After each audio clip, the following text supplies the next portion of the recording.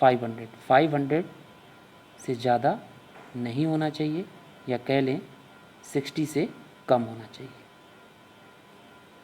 Exception की बात कर लें तो the legislative assembly of Mizoram, Sikkim, Arunachal Pradesh and Goa है less than 60 members.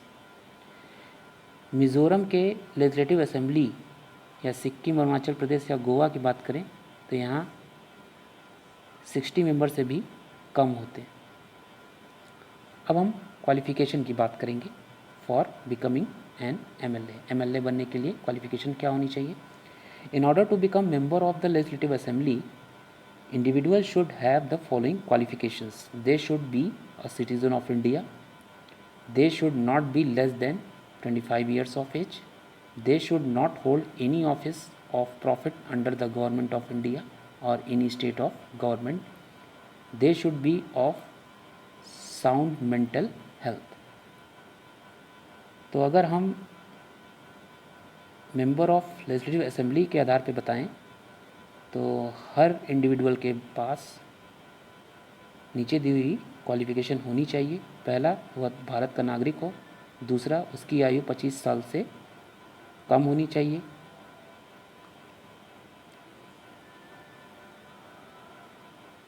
Should not be less then 25, मतलब 25 साल से कम नहीं होनी चाहिए। इसके अलावा वह किसी गवर्नमेंट ऑफ इंडिया के अंडर प्रॉफिट नहीं ले रहा हो या किसी भी स्टेट गवर्नमेंट में से प्रॉफिट नहीं ले रहा हो। इसके अलावा वो साउंड मेंटल हेल्थ से, इसके अंदर क्या होनी चाहिए? साउंड मेंटल हेल्थ होनी चाहिए। अब हम बात करेंगे टर्म की। The term of the legislative assembly is 5 years. However, the governor may dissolve the assembly before it completes its term. Legislative assembly का जो टर्म है वो 5 साल का होता है। फिर भी अगर गवर्नर चाहे तो वह इसे पूरा होने से पहले ही क्या कर दे? भंग कर सकता है। अब हम बात करेंगे ऑफिसर्स की। The member of the legislative assembly elect a speaker and deputy speaker from among them. The speaker and the deputy speaker normally hold office as long as the hours remains. The speaker conduct the proceeding of the assembly. तो जो officers होते हैं वो legislative assembly के members होते हैं और वह स्पीकर और डिप्टी स्पीकर्स के द्वारा चुनकर आते हैं। स्पीकर और डिप्टी स्पीकर नॉर्मली जो हैं वो हाउस के हेड होते हैं। स्पीकर ही क्या करता है? असेंबली के प्रोसीडिंग्स को कंडक्ट करता है।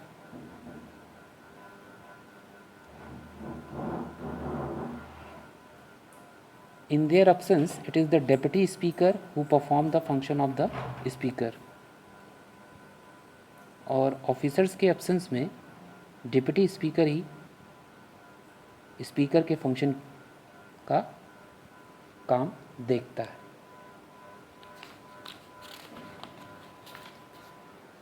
अब हम बात करेंगे powers and function of legislative assembly की। The legislative assembly has mainly 2 types of function, legislative and financial. The constitution grants power to the legislative assembly. Legislative powers, तो यहाँ पे बात करें लेजिस्लेटिव असेंबली की, उसके 2 मेन फंक्शन हैं। पहला है लेजिस्लेटिव और दूसरा फिनेंशियल। कॉन्स्टिट्यूशन जो है वो क्या करता है? उसके पास लेजिस्लेटिव असेंबली को चलाने का पावर होता है। लेजिस्लेटिव पावर क्या है? The assembly is the empower to make laws pertaining to the subject mention in the state list and the concurrent list of the constitution. Assembly के पास क्या होता है? पावर होता है किसी भी लॉ,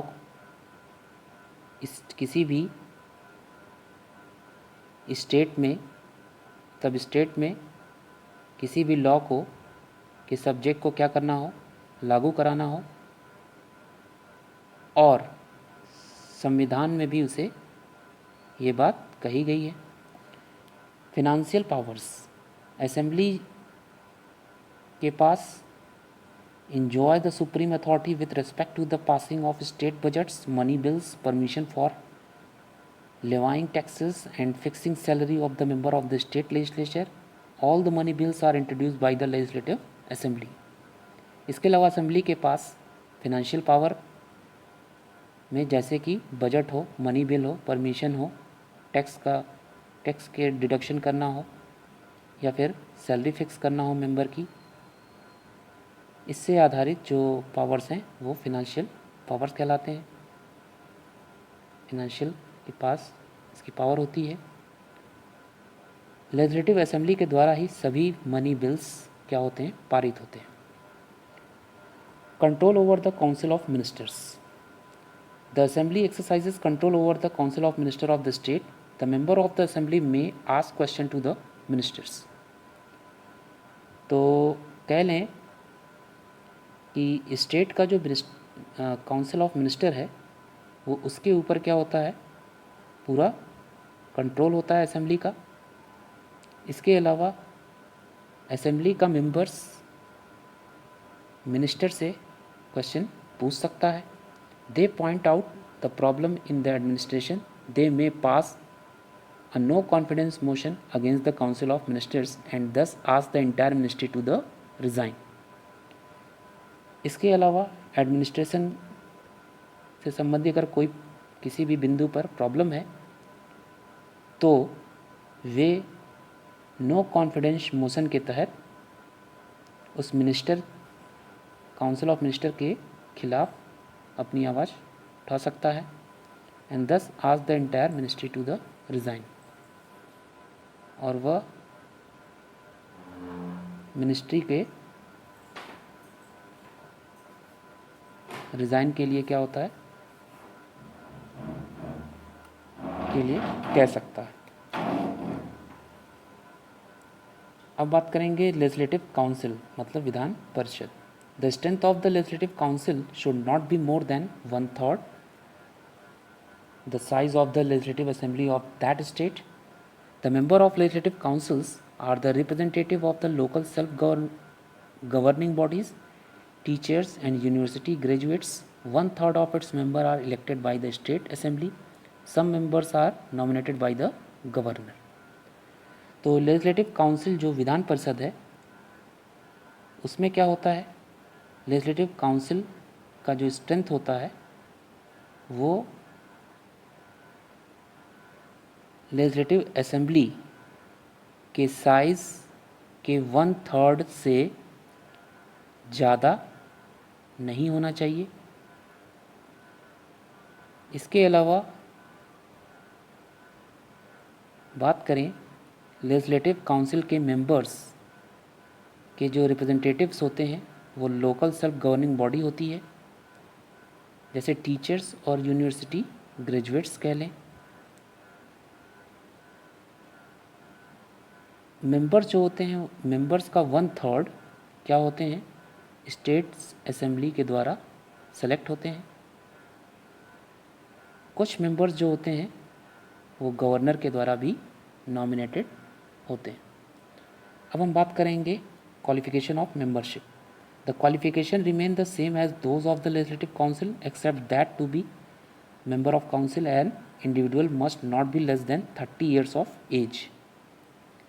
मेंबरशिप का क्वालिफिकेशन क्या है, क्वालिफिकेशन जो है वो सेम होता है लेजिस्लेटिव काउंसिल के, केवल काउंसिल्स के जो इंडिविजुअल हैं उनको छोड़कर, और उन्हें भी उनकी भी एज जो है वे 30 साल से कम नहीं होनी चाहिए। अब हम बात करेंगे टर्म की। Legislative council is permanent body and can't be dissolve. 1/3 of its member retires every 2 years and are replaced by newly elected members. Thus, every member has a term of 6 years. Legislative council क्या है, एक permanent body है जो कभी भंग नहीं होता। उसके जो मेंबर का 1/3 हर 2 साल में रिटायर होते हैं और उसकी जगह नए इलेक्टेड मेंबर्स चुनकर आते हैं। हर मेंबर का जो टर्म होता है वो 6 साल का होता है। ऑफिसर्स की बात करें, the legislative council elects a chairman and deputy chairman from among them to preside over the working of the council. Legislative councils जो है वे चेयरमैन और डिप्टी चेयरमैन्स जो कि काउंसिल के लिए वर्क करते हैं उनसे ये चुनकर आते हैं। Powers and function of the legislative council, as discuss earlier, the legislative council can't introduce the money bill even for the ordinary bill. It is the will of the legislative assembly that prevail. It may delay or suggest amendments to the ordinary bill, but finally it is the legislative assembly which approves a bill. The council can however put question to the minister and initiate a discussion on various issues. जैसा कि मैं पहले भी discuss कर चुका हूँ कि legislative council जो है वो मनी बिल नहीं ला सकती, चाहे वो ऑर्डिनरी बिल ही क्यों ना हो। इसके अलावा ये चाहे तो ऑर्डिनरी बिल के जो भी ऑर्डिनरी बिल से जो भी संबंधित अमेंडमेंट हैं उनको देरी से उसको लाने में देर भी कर सकती है। लेकिन फाइनली बात करें तो लेजिस्लेटिव असेंबली जो है वो बिल को अप्रूव करती है।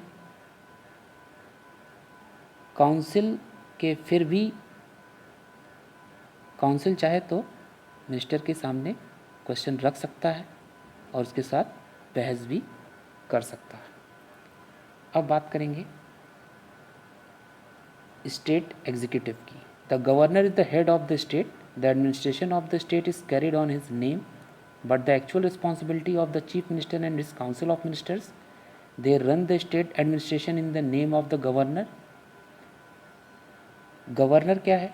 स्टेट का हेड होता है, वो स्टेट के एडमिनिस्ट्रेशन के कार्यभार को देखता है, लेकिन एक्चुअल जो रिस्पॉन्सिबिलिटी होती है वो चीफ मिनिस्टर की होती है और उसके काउंसिल ऑफ मिनिस्टर की होती है। वे लोग क्या करते हैं?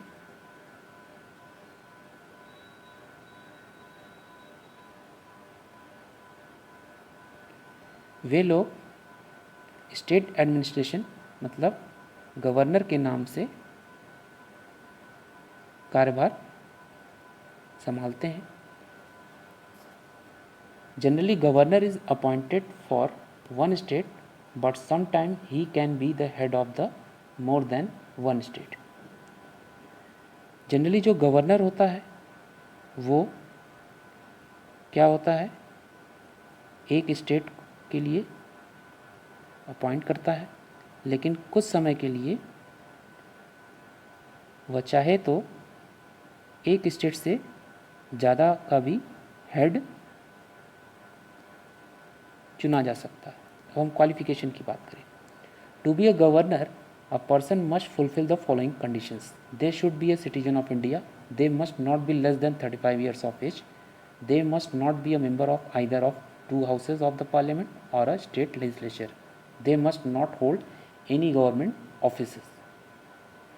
तो गवर्नमेंट बनने के लिए पर्सन के पास ये नीचे दिए हुए कंडीशन होनी चाहिए। कंडीशन को फॉलो करना पड़ेगा। उसे भारत का नागरिक होना पड़ेगा। उसकी एज 35 साल से कम नहीं होनी चाहिए।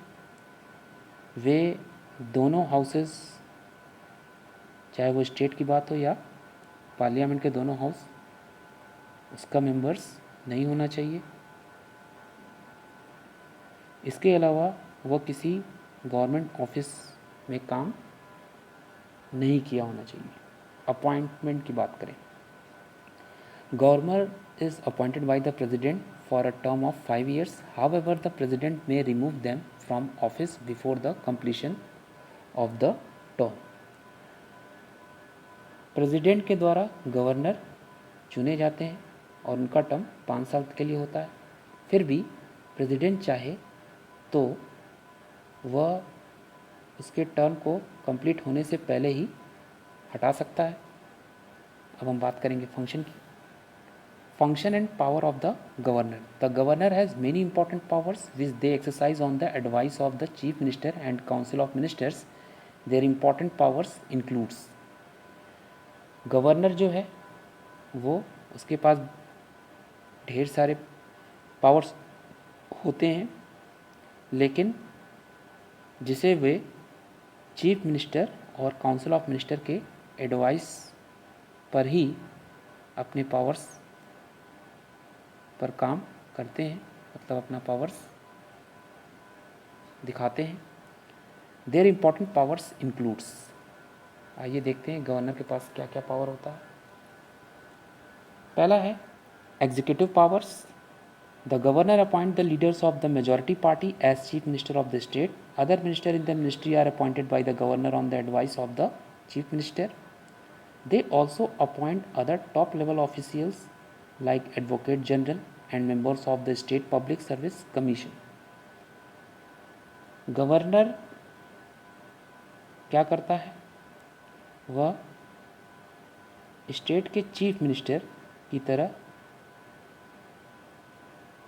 जिस पार्टी में लीडर की क्या होती है, जिस पार्टी से मेजॉरिटी ज़्यादा होती है, वो उसे अपॉइंट करता है।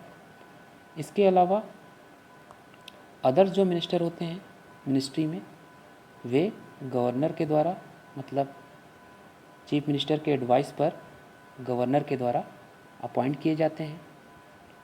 वे लोग टॉप लेवल के ऑफिशियल्स जैसे कि एडवोकेट जनरल और स्टेट पब्लिक सर्विस कमीशन के मेंबर्स की उपस्थिति में अपॉइंट किए जाते हैं। दूसरा है discretionary powers. Normally the governor works on the advice of the chief minister, but there can be situation where they have to exercise their independent judgment. Such a situation call for the use of discretionary powers of the governor. For example, when the state is under presidential rule, the governor can act on their discretion. अगर हम normally देखें तो governor का जो काम है वो chief minister के एडवाइस पर होता है, लेकिन कुछ सिचुएशन ऐसे भी हैं जिसमें गवर्नर को इंडिपेंडेंट जजमेंट के द्वारा करना होता है। इस प्रकार के सिचुएशन के लिए उसे डिस्क्रिशनरी पावर्स का यूज़ करना पड़ता है। जैसे कि जब स्टेट में प्रेसिडेंशियल रूल लगा हो तो गवर्नर क्या करता है? गवर्नर डिस्क्रिशन रूल को फॉलो करता है या रूल की मदद लेता है। अब बात करेंगे तीसरा पावर है लेजिस्लेटिव पावर का। The governor inaugurates and addresses the first session of the assembly after the general election and also at the beginning of the years. Every bill passed by the legislature should have his approval. If the assembly is not in the session and law is urgently required, he can issue an ordinance which become equivalent to the law. Legislative powers, the governor क्या करता है?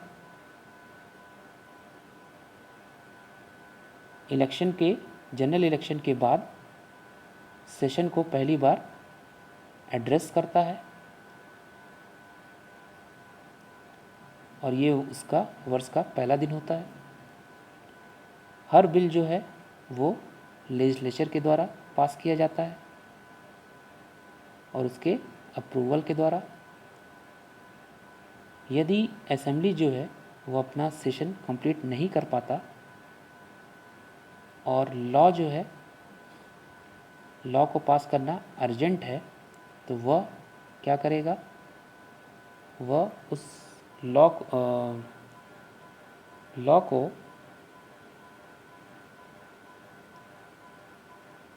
वह उस bill को equivalent, मतलब law के समान ही इसे भी पास कर दिया जाता है। अब बात करेंगे फिनेंशियल पावर की। नो मनी बिल और the annual budget can be introduce in the house without permission from the governor. Governor से बिना परमिशन के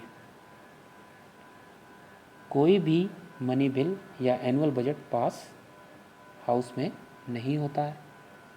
जुडिशियल पावर की बात करें, the governor can grant pardon और reduce the punishment of the people convicted under the state laws. Governors के पास लोगों को पनिशमेंट को रिड्यूस करने का भी पावर्स हासिल है, जो कि स्टेट लॉ के अंडर आता है।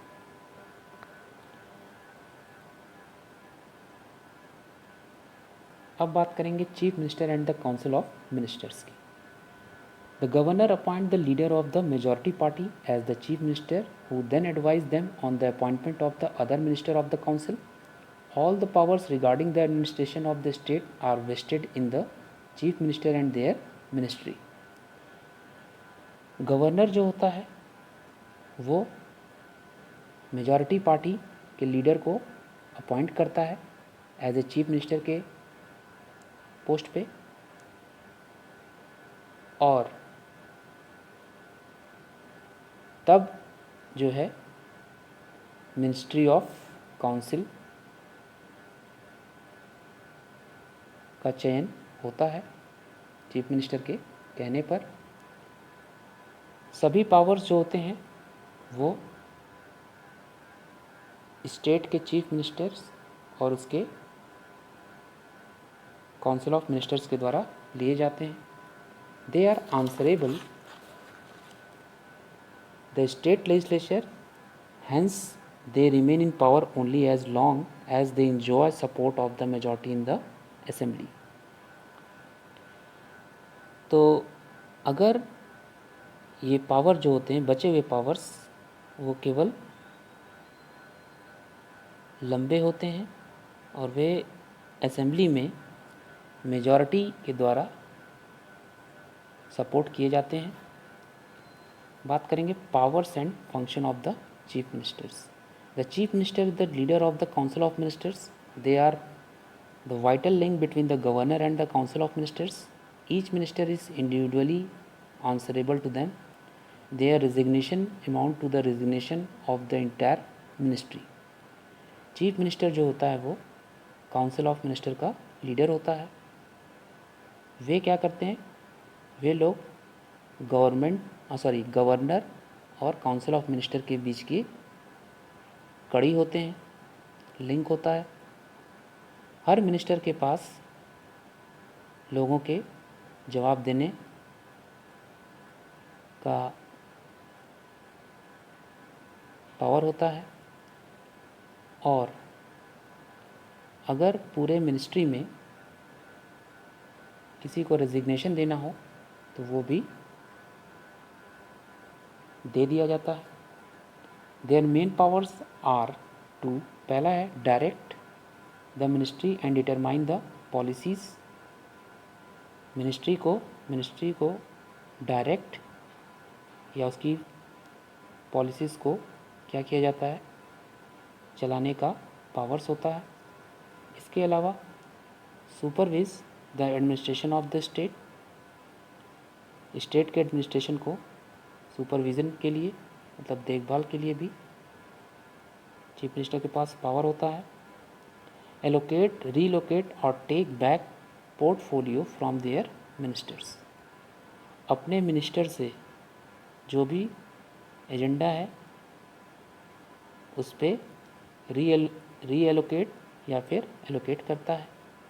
Coordinate the working of various ministers, और